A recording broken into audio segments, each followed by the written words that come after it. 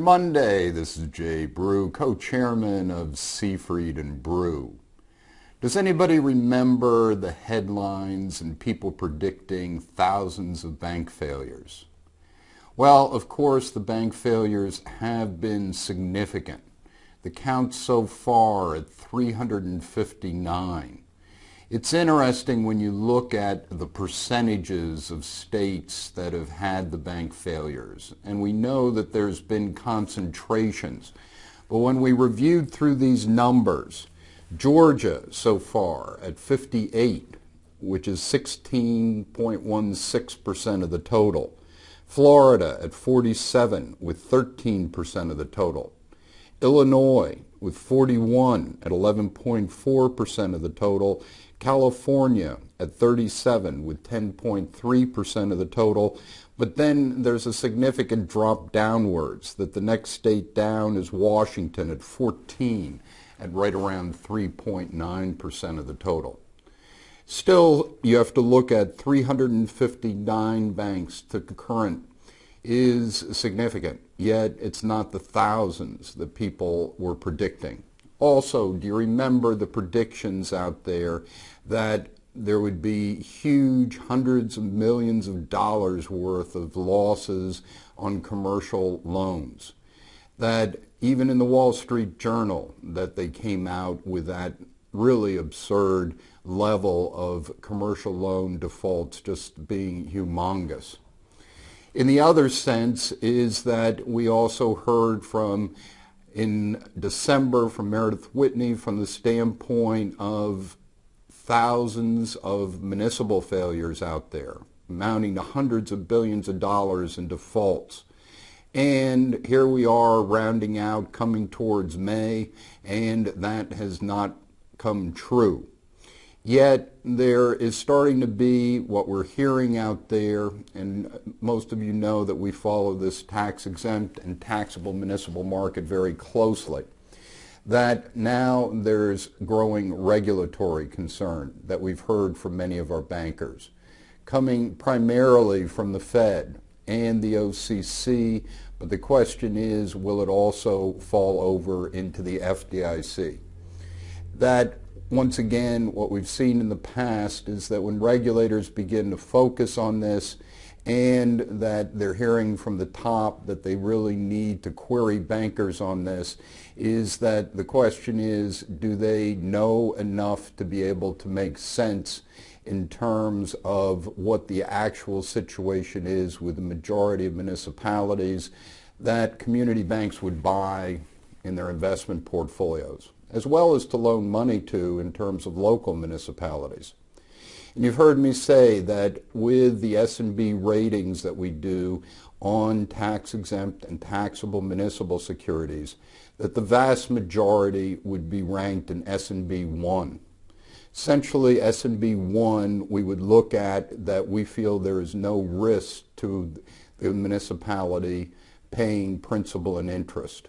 We then look at the financials from the standpoint of an S&B 2, that some minor weaknesses are showing and really acts as a red flag that we want to monitor. The S&B 3 ranking would be that there is weakness in a municipality, and when you look at it, it still would be equivalent to, say, like a loan that you would write with a typical community bank loan grading of still around a 3.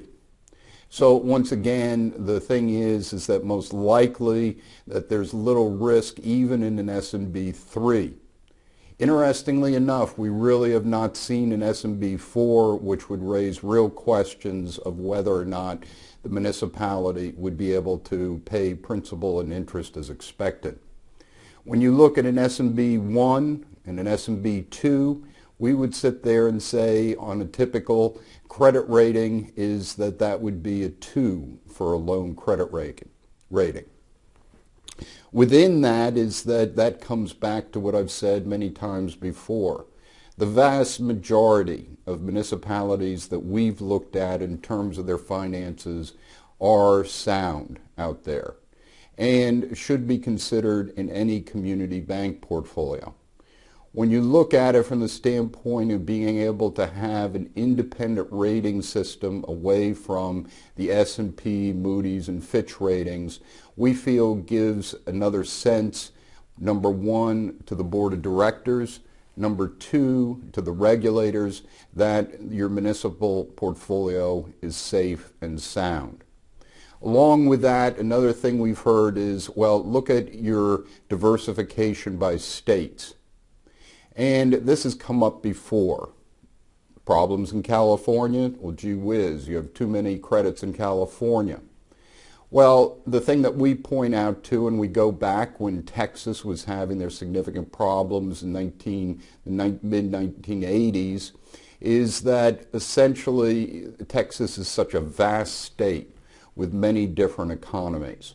So one of the things that we've been doing here at Seifried and Brew is to also break down different economic districts across the country, and looking at it that not every state has just one economy, but even in California, when you look at it, it has many diverse economies within the state.